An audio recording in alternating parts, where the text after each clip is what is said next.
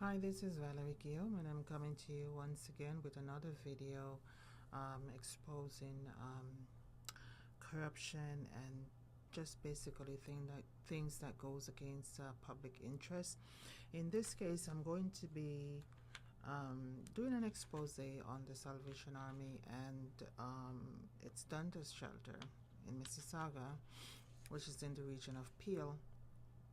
Now, this video is basically the second part of the first video, which I focused more on Peel Region Housing. But Peel Region Housing is also connected to the Salvation Army because it funds, it's one of the funders in regards to the Salvation Army and the shelter that it runs. Okay, so in this video I am mainly going to focus on what's happening at that shelter, and I'm doing this expose because it is not in the best interest of the public. I mean, you have this charity, which is the Salvation Army, which gets funding not just only from the municipality of region of Peel or the government, but they also have corporate sponsors and corporate donors and individual donors. And I think in this case the public wants to know what they're doing with their money, what they're doing with the funds that they get from these places, and how, you know, what kind of services they're offering to the vulnerable homeless people who are at those shelters. I happen to be staying at the Dundas Shelter currently, so I have a first-hand knowledge of what I'm reporting today, and I'm glad I have the opportunity to do that, because I would say that the majority of the residents there either do not know how to enforce their rights or are afraid to enforce their rights. They're so intimidated by the staff and the management there that they don't tolerate anyone speaking up for their rights and enforcing their rights. And unfortunately, I happen to be one of those persons who, if they're going to challenge me on that, then they're going to find that they're not going to come out a winner, because ultimately, you know, they do get public funding, as I said, whether it's from the government or from private agencies, private donors, corporate donors. So they are answerable to the public as far as how they treat the people who use their service and need their service. So this is the real reason for this video today. So there are three areas of major concerns that I'm going to be discussing in this video. One is the abuse of power by the staff and the manager there, because she condones that, and that's one of the main concern of this video. Is the manager, Alison Wythrow, her name is, absolutely does nothing in regards to staff inappropriate conduct. She condones it. She does not do any kind of take any kind of disciplinary actions against such staff. So they're encouraged to continue with that type of behavior, which obviously does not benefit the residents who use their service. So there's a abuse of power and the lack of transparency, lack of accountability on the part of the staff and the management there, and how the actions of the staff are covered up by the manager, and it's really extreme in some cases. And also I want to touch upon the discriminatory practices, again, that is condoned by the manager, Alison Wythrow, and this involves the privileged treatment of residents who are white as opposed to residents who are non-whites. And I'm going to get into some examples of that, and because, you know, they have to also follow the human rights code and make sure that they are fair right across the board to everyone. And so some of the conducts that this manager, Alison, condones are really extreme. Like, non-white residents are not allowed to do those things, otherwise it would be immediate discharge. But in her case, she's allowed white residents to carry out those kinds of action, and still continues to have their beds secured at the shelter. The third area of concern, and this is a major one, is the fact that it's the violation of the privacy of all of the residents there, and it's a co-ed shelter, so there are men and women there, and they're from various backgrounds and situations, right? So what has been happening as far as my knowledge of the situation, and I have that information from credible sources, okay, is the violation of their privacy, specifically under Section 7 of the Charter of Rights and Freedom and Security to their persons. And what has been happening, and I had a discussion a few days ago with one of the supervisors there, his name is Tunde, and I brought this up, and his position was that if that was the case, he cannot disclose that to me because I was so concerned about that. So what has been happening at that shelter is that they have allowed the police, plainclothes police, undercover police, to be able to reside at the shelter as undercover police, plainclothes police. And also, what I do know directly, what information was transpired to me directly from someone who was actually in the service of the police, and this information was given to me confidentially. So obviously, I'm not going to mention any names, but it's been revealed to me that the police use informers to collect intelligence information on residents there, and also to, in some cases, to act as agent provocators. But the information that I received directly was that the police used paid informers, paid police informers to basically to monitor the place, especially because that particular shelter, there's like a tent city nearby where people actually live. So the police informers, their duty, their job, and that tent city is also connected to the shelter itself. So what they have done, the paid informers of the police, is to collect intel on people who are resided in the shelter and also resided in the tents nearby, and they would pass that information back on to the police. This is something that I have information about. And I also know that the Dundas Shelter also has undercover plainclothes officers posing as homeless people. Some of us believe. The other information I have direct knowledge of, this one, there's strong evidence to show that the police not just only collect intel by using their agent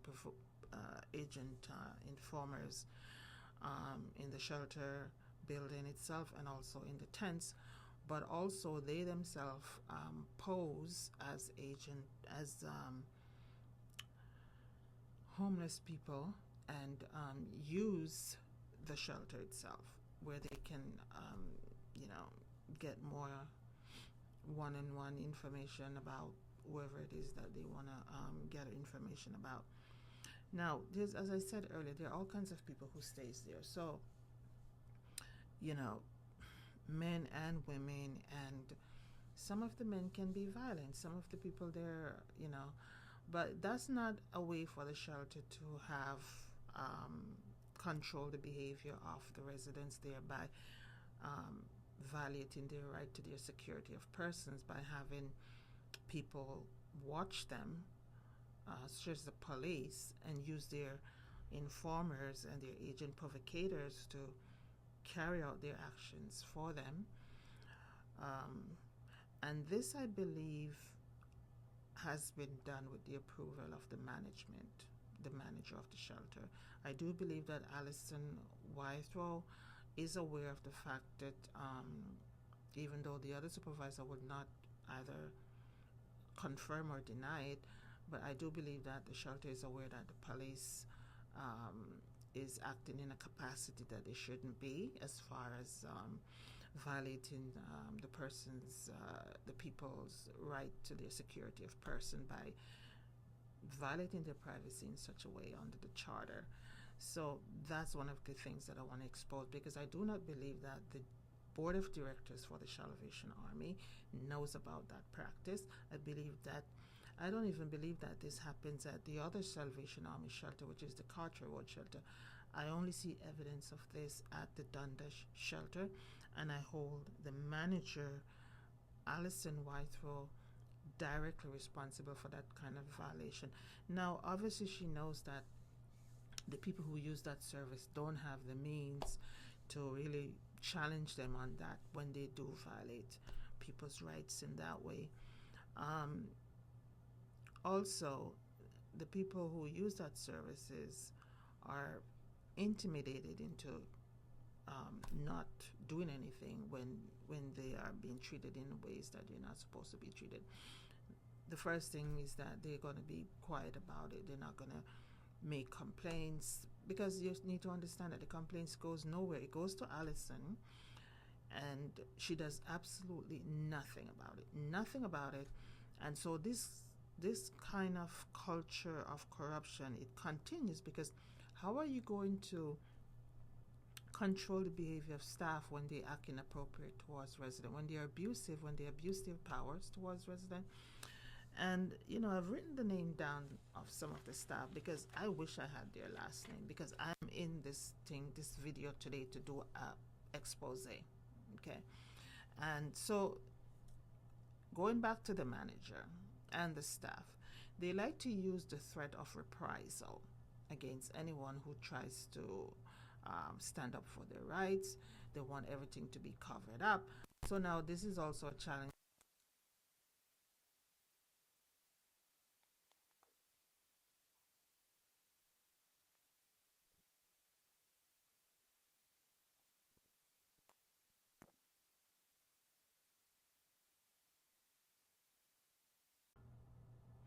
Right, so this is Valerie. I'm picking up, my microphone fell, so the video had to be stopped briefly.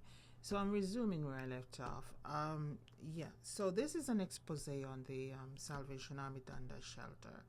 I'm specifically exposing the manager, Alison Wythrow, and the staff there, because their actions are really not in the interest of the public.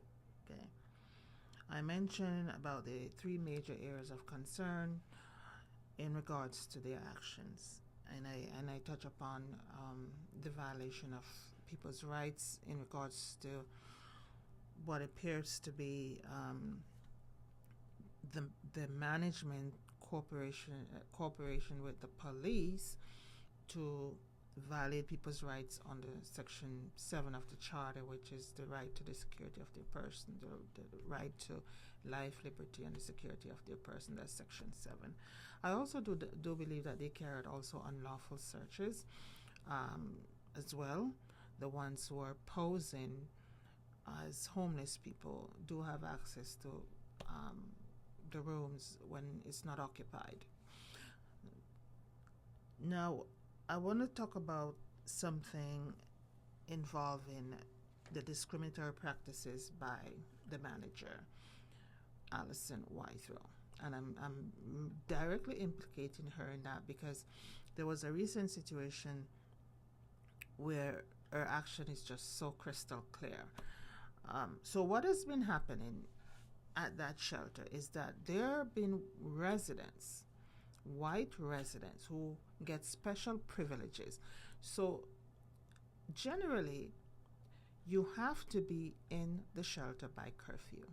Okay, if you don't come in by curfew time, you will lose your bed. This is just a general requirement across the board for all shelters. Okay, you will lose your bed unless you have special permission to be out, and so you can't just stay out because you feel like it. You have to have special permission, and preferably it has to be a prior to you staying out. Okay, there are times when there are emergency when you can't let the staff know that you'll be back in time for curfew, like it's as it is situation. But there are times when you have to let the staff know. That's just the general rule. If you're not going to be able to come in, and this is not something that is generally accepted across the board, but the shelters do make exceptions when you cannot make it for your curfew.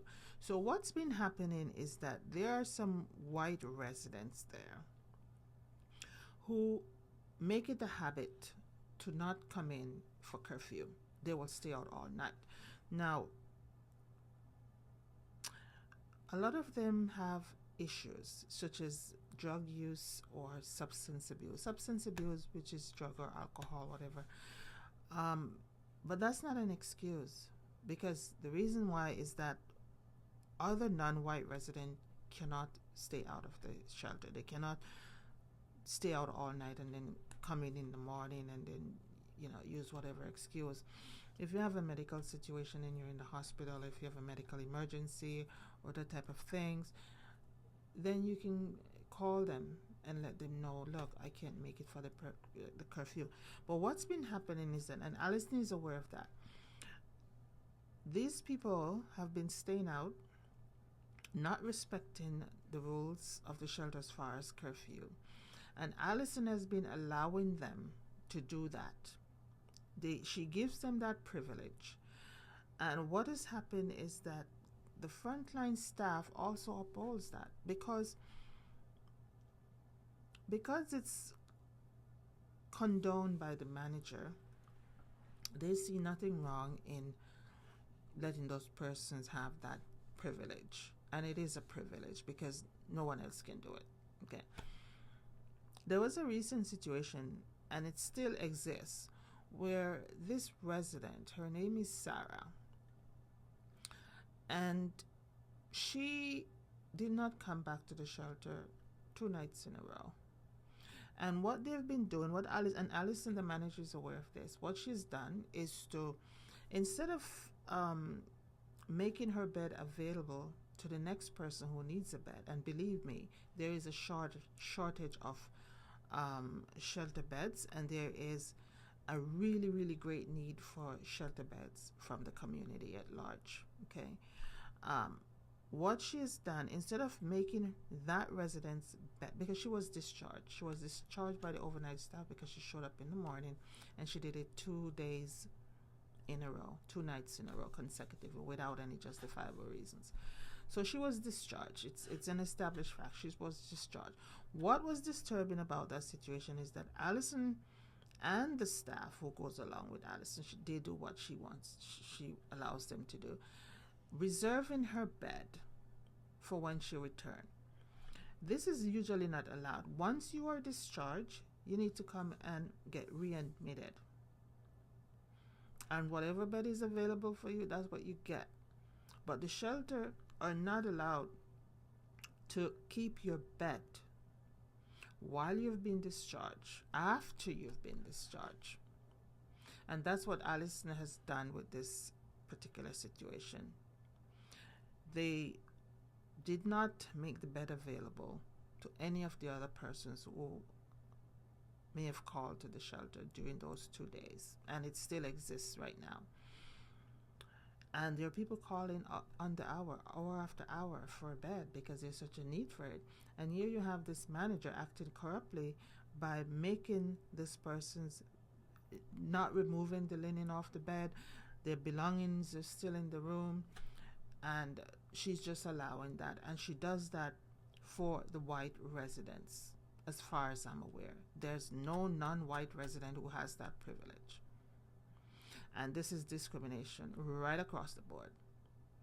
And so this is something that should not be tolerated. If a resident, for whatever reason, has been discharged from the shelter, their bed should not be there reserved for them when they showed back up. They should, according to the shelter policies, and I've been looking at some different ones, but it's still the same.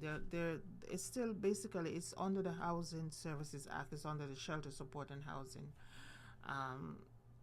regulation under that act, because all shelters are managed under the Housing Services Act. And so you can look at one policy of one shelter, but it really goes right across the board, because there's like 47 service providers. In this case, I'm talking about the service provider in the region of Peel, which would be Peel Housing Corporation or Peel Housing. They're the service provider in this case. So there are general policies and regulations that if you're discharged, the bed is gone, and it has to be freed up for the next person who's calling for her bed. But Allison hasn't done this in this case, and this resident is white, and this is a pattern. This is a pattern where I don't want to focus on their substance abuse or their drug use, because people who stays at the shelter come there with different issues, right? So that's how they deal with their issues. They have substance abuse or they have drug abuse or whatever the case is. You don't have to encourage it. You don't have to encourage it, Allison.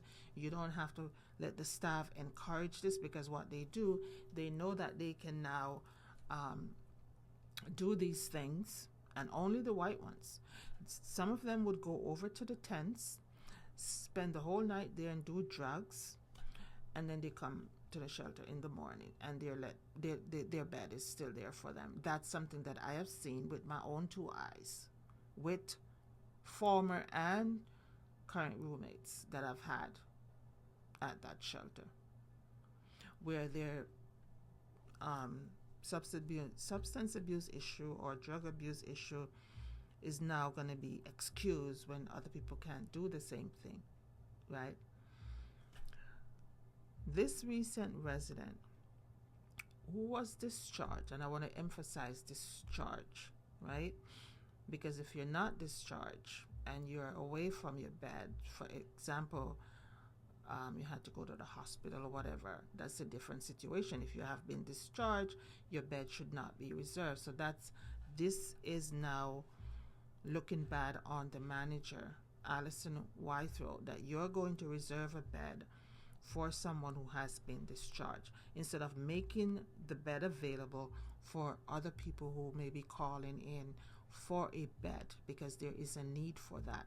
So this is one of the things I want to expose, because I also do not see that with other non-white residents. So I did not even come out and call you a racist, but I'm going to call you a racist, because this is a practice that is not generally applied to all of the residents, only some. And those residents who are being given that privilege are white. I don't have to tell you that that's against the Human Rights Code right there. Okay? And also, when a resident is discharged, some of the times they do not come and remove the linen and make sure the belongings are out of the room. As I said earlier, they want to now make the excuse that they can do that after the new resident come to the shelter. Why not prepare? That's part of their due diligence. Why not make the bed available for that new resident by doing what you need to do? Make sure that the space is ready and available for them, which is new bed linen.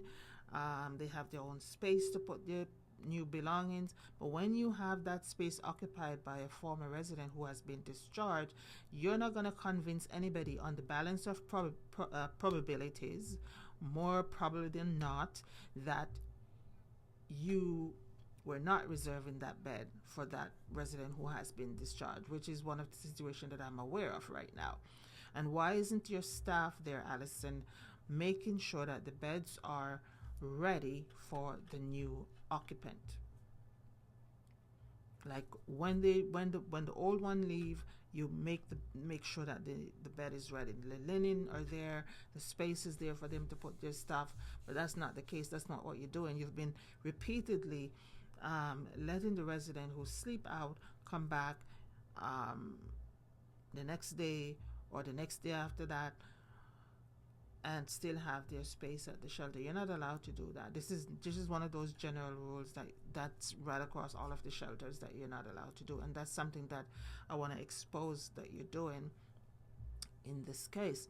I also want you to answer for what I'm alleging in regards to the police situation where you're allowing unauthorized access to the people, not just one person, just the general population who uses that shelter, the Dundas Shelter, to have their security of persons violated by authorities who I do not believe have a warrant or has any kind of legal authorization to either collect personal information on them or to, be subjected to the security of persons because they may now have access to these people, personal belongings or, using police informers to collect intel on these people and then pass it back on to the police, which is something that I've been told directly by a police informer who works there.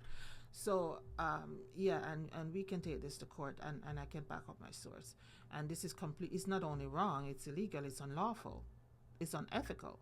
So what you need to do is that you need to respect the privacy of the residents who use the shelter, respect their right to the security of their persons. Just because they're vulnerable people, just because they are homeless, you're going to take advantage now because they have no way of countering your actions. I mean, it's like you're not answerable to anyone, and yet you're getting funding. You're getting funding from the government. You're getting funding from corporations. You're getting funding from private individuals. They want to know what kind of services that you're offering to these people. And another concern too is that some residents believe that a lot of the donation that comes there are confiscated by some of the staff. This is not just at this shelter, but also at the other Salvation Army, Carter Road shelter. The residents have always complained that the stuff that they get for donations, staff really have their hand in it as well. Also, for example, a lot of the residents at the Dundas Shelter has medical issues such as diabetes and stuff. And when simple donation like donated water, because there's no tap where someone can go and drink from a tap, right? So there's donation water, unless they're going to use the tap, say in the bathroom. They have this thing, like a cooler thing, maybe this big, where you can push the button and get some water, but as I said, it's not very big. So imagine that small size thing about this big, servicing so many people. It's not feasible. So there are donation of bottles of water that comes there, which the staff in the office help themselves to. And people who are diabetic, and when you're diabetic, you get thirsty all the time. I myself, I'm diabetic. So a lot of the residents there are diabetic, and the staff takes their water and drink it for themselves. Okay, they put it in the room near the office and they go and take it and drink it for themselves. And if you need water, you have to ask them for a bottle of one of those waters. So that's something. And other residents are complaining that they do the same thing with clothes and donations there. I'm not pointing the finger at anyone. I've not seen that with my own eyes, but I do tend to believe that it's possible. It's possible that they help themselves to the donation that comes for the resident there. Now, there are some staff that I'm going to mention by name, and I think the video got cut off the first time when I was going to mention their name. I wish I had their last name. So there is a staff called Darren, Tina, Gladys. I wrote some of their names down because, I don't know all of their names. So what I've witnessed with Darren, like I said, there's a tent which is juxtaposed next door to the building, And so quite often, homeless people who are from the tents will come into the building for food, right? And they will stay in the lobby. And I've actually seen the staff, and I've made a complaint directly to Allison, and I don't think Allison did anything about it. I've seen the staff really, really shoo them away, like in an angry tone, like get out now, like. And these people are just there for food, right? They're in the tents and they have no food over there, and this staff is telling them to leave. Like, what are you doing here? You need to leave right now. And so, do you think Allison does anything about that? No. So that's one staff whose action need to be disciplined by the management, Salvation Army management, because first of all, he's treating the people with such lack of dignity. He's so extremely insensitive to the fact that that somebody would come there for food, and speak to them in such manner, so disrespectful, and telling them you need to leave right now, and they're there in the lobby for food. So that's one issue. There's a staff there by the name of Tina, and when Tina was asked to do something, she said, "Oh, I'm meditating," right? I've seen that myself, and that was directed towards me. So Tina, now you know, this is an emergency shelter. You're not there to meditate. I'm meditating, because she didn't want to carry out that service. Okay. Then there's Gladys and the other ones, as I mentioned in my previous video about people who were diabetic and was feeling a particular elderly person who was diabetic. She's now moved out, and she wasn't feeling well, and so she was asking them to call an ambulance for her, and they pretty much told the old lady, call the ambulance for yourself. That's the kind of abuse that goes on there.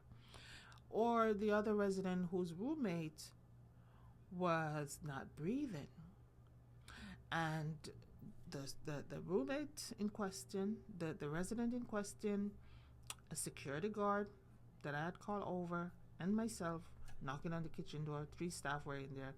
Could you please go to that room 248, by the way? The resident is not breathing. Oh, we're busy in the kitchen. They didn't show up. Now, at the Dundas Shelter, they have a medical unit on the first floor, and you can't just go there. You need to be approved to go there.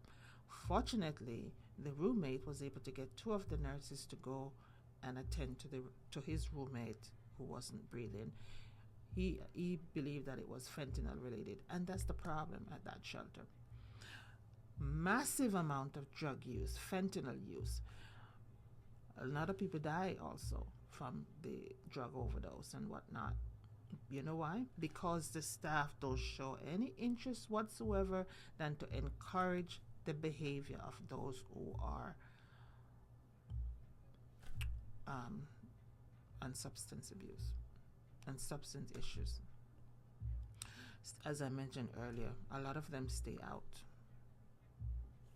They're so under the influence. So they go over to the tents and they party, and they forget what time it is, and then they show up in the morning. And Allison, with this discriminatory practice of hers, allow those residents, all white. And you may think I have something against white people. I do not.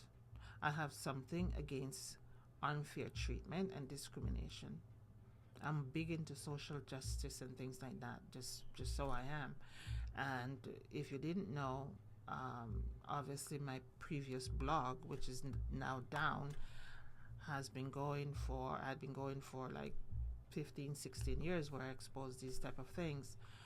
So now that my blog is not up right now, I'm using this medium, the videotaping what's happening, making this video, so that the information still get out. Because at the end of the day, it's all based on public, what's in the best interest of the public. It is not in the best interest of the public for a charity, which the Salvation Army is. You know, it's a charity. It's regulated by the government, by the CRA, by the Business Corporation Act. It has corporate funders. There are a lot of things that residents can do. Unfortunately, most of the residents there do not have the information that I have in order to take whatever appropriate action I need to take. to enforce my rights. I wish that they do. But again, like I said, they are also intimidated into not doing anything. And I'm watching to see if any such reprisal action would even try that against me, because that would now make it a legal issue. Because you do have the right to make a complaint. You do have the right to freedom of speech.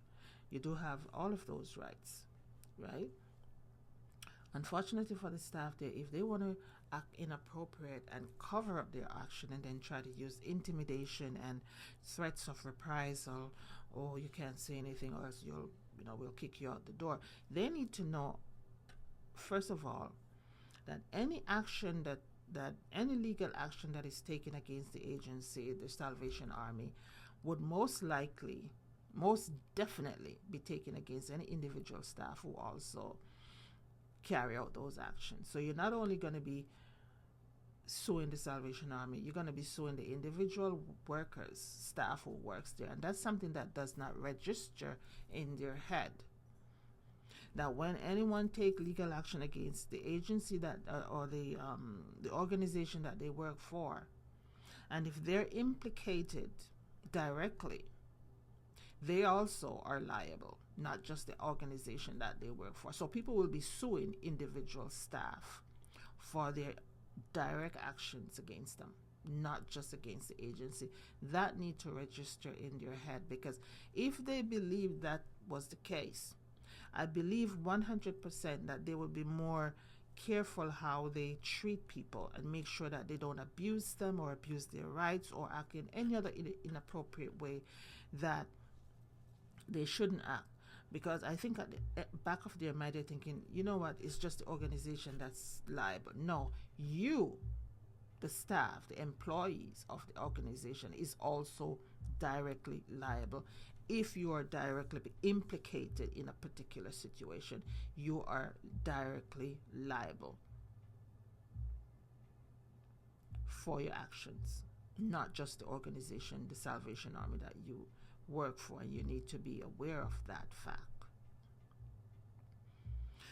So this video basically is to expose the fact that the management there, Alison Whitewell, is not doing what she should be doing. She's not holding the staff accountable. She's not making sure that they act in appropriate ways towards the resident, and she covers up. And the other person that she works with, I believe, is Christianne Commons, who is the supervisor for that particular shelter and for the Carter Road shelter, I believe. But Christianne Commons is a corrupt person. I am in a legal situation right now with the Region of Peel, and I heard back from the council because I sent my direct proposal to Gary Kent, who is the CAO, Chief Administrative Officer for the Region of Peel, in regards to my pending legal matter against Christianne Commons and Doris Opong. So he had emailed me back and said he forwarded to the legal department of the Region of Peel. And then their lawyer now contacted me, Michelle Wong, coming on board saying that she's the lawyer for the defendants, which include Christianne Commons. So I'm not joking, right? I'm not joking. This is a legal matter that's pending. Now, with the Salvation Army, I am just here because this situation needs to get out, that the discrimination in regards to the different treatment of different residents, which is condoned by the manager, Alison, should not be, because any resident can take that before the Human Rights Tribunal if they feel that's what's happening, if they have the evidence of that's what's happening. And obviously the evidence is clear. They treat the white residents different. They can stay out at night. They can come in under the influence of substance, which is not generally a rule for them to be kicked out, but they don't manage it at all. The staff don't manage. It's like, okay, you're under the influence of drug and alcohol. Yeah, you can just go to sleep, go to bed, right? And then there are those that don't show up at all during the night. They're so whatever, they just don't feel like it. And the other residents, like, we can't do that. If we do that and we don't come in by curfew, we're going to be kicked out. Worse than that, no bed will be reserved for us after we're discharged, which is the situation that I explained earlier in regards to a current situation where there's a resident that never showed up 2 nights in a row, Sarah, and they did not, made her bed available for so many other people who may have called during the time that she's been discharged until now. You need to understand there's such a shortage of beds at these shelters that it's unethical. Forget about unlawful. Forget about going against the regulations and policies on the shelter support and housing where they're not supposed to. The only time they reserve a bed is if it's a new client, and they reserve it only for 2 hours. And there better be exceptional circumstances, such as travel time to get there and employment and things like that, for them to reserve it more than 2 hours. But now Allison is actually reserving the bed for someone who has been discharged from the shelter for the last few days and has never made that space available to anyone else. Can you imagine how many people have called in the last few days for a bed that she's holding for this former resident? That should not be.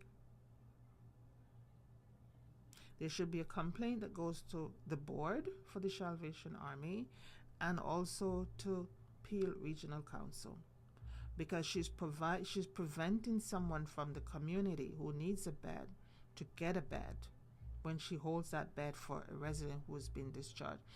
I personally think it shows more evidence in regards to a particular resident and some of the other issues that I've mentioned earlier, as far as police informers or people who are working with the police, which I think she needs to be answerable for. This should not be happening where she's now being accused of providing the authorities with unauthorized access to the residents. And as I said, resident, it's right across the board. All of the people there. And also some people in particular. But it's something that's done right across the board as far as just violating everybody's rights. Because if you're, why would maybe it's their way of security control, because as I said, there are men there and they're varied backgrounds and things, but you still have no right to violate their privacy. You still have no right to violate the security of their persons. You still have no right to allow the authorities to come on the property and use agent informers to collect intelligence and pass that back on to the police. And if I have to go on the oath and be forced to provide names, which I have, Allison, in regards to that matter, and obviously I would never mention what person's name, but something came up where that person was getting a lot of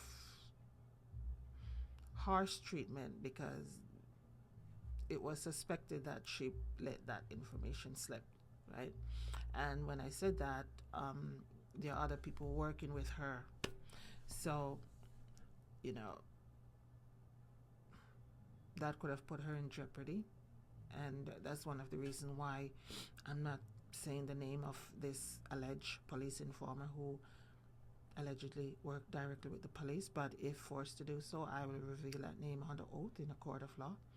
So, Alison, we need you to take into consideration respecting the privacy under Section 7 of the Charter in regards to the security of the people who need it, and not just take advantage of them because they are vulnerable people needing some place to live.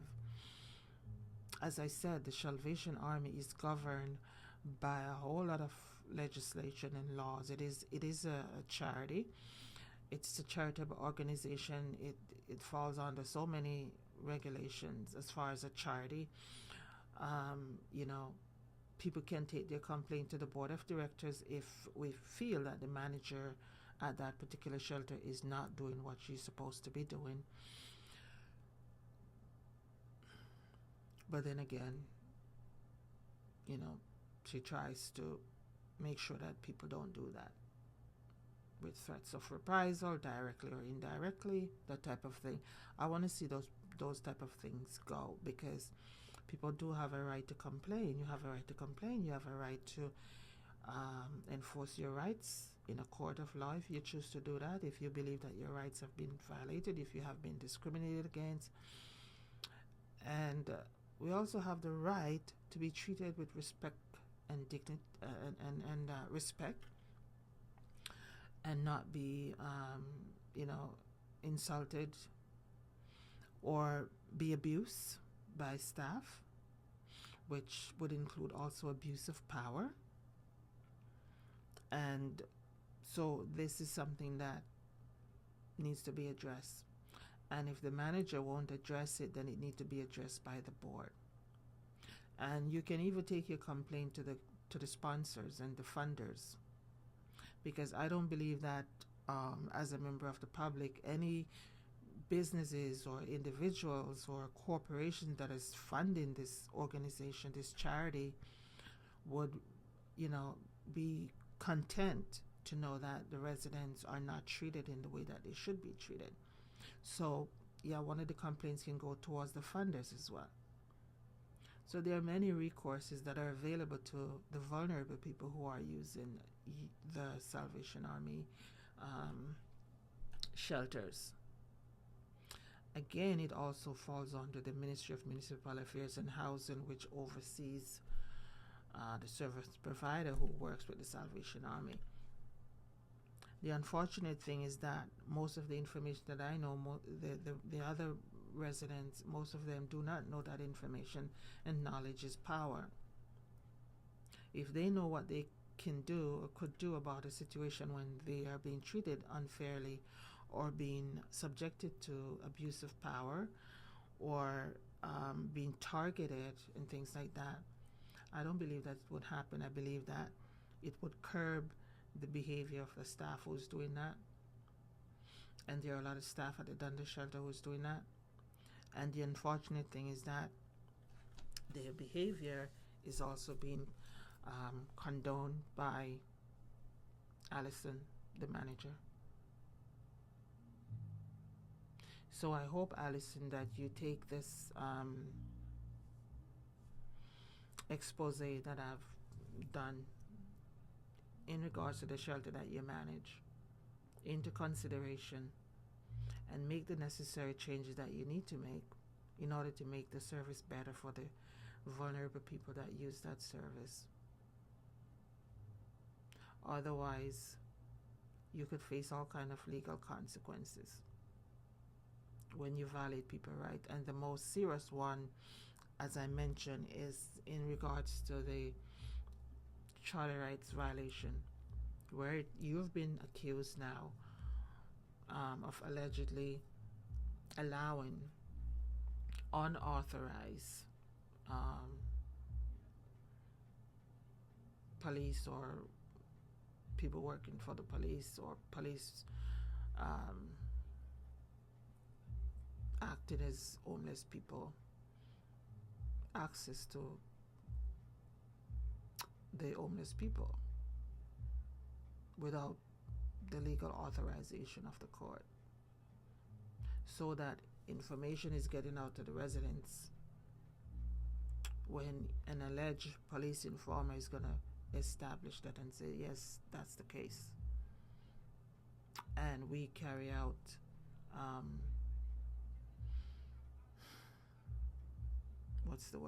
we carry out intel for the police with the people in the tents and the people in the actual shelter building.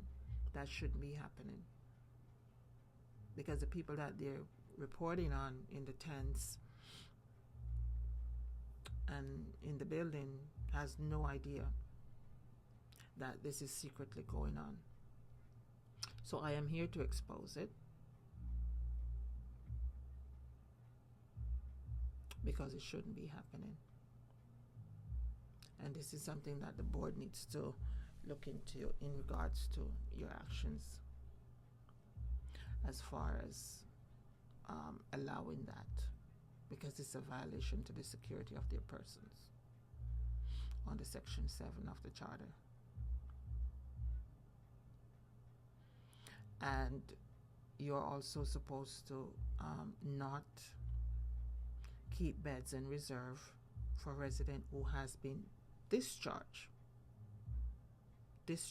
I'm emphasizing discharge, because the example I just gave is in regards to residents who have been officially discharged, the service cancelled with the organization Salvation Army, so they now have to be readmitted. But in the case of Allison's actions, they don't have to go through that process. They just have to go right back into their room where they were before they were discharged. That's not allowed. Imagine how many people you've prevented from having that bed during the time when they were discharged. That's corrupt. That practice should be stopped. Those people have a right to have the opportunity to get that bed that that person had after they were discharged, which is a situation that exists presently, as I mentioned with the resident who has been discharged, Sarah.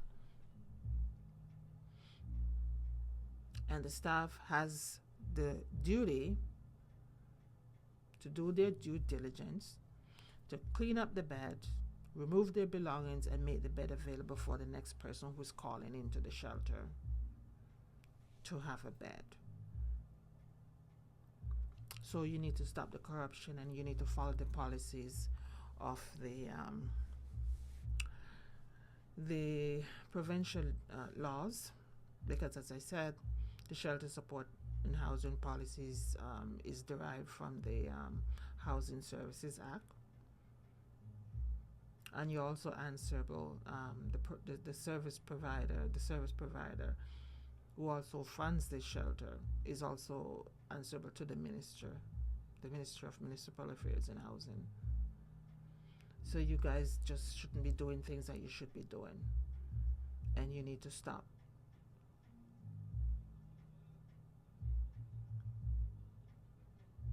And so this is the end of this video, and I will continue to make these kind of videos, and because it's in the best interest of the public. When you have a charity, it's funded by the public. Basically, that's what a charity is. It receives donation to provide a service for the public, and that's what the Salvation Army does. But we want to make sure that the service that is providing to the public is what it should be providing to the public, and that there's no kind of inappropriate behaviors on the part of the staff or management that would impede the kind of service that they provide to the public. So this is my end of my video. This is Valerie Guillaume reported in regards to the Dundas Shelter of the Salvation Army in the region of Peel.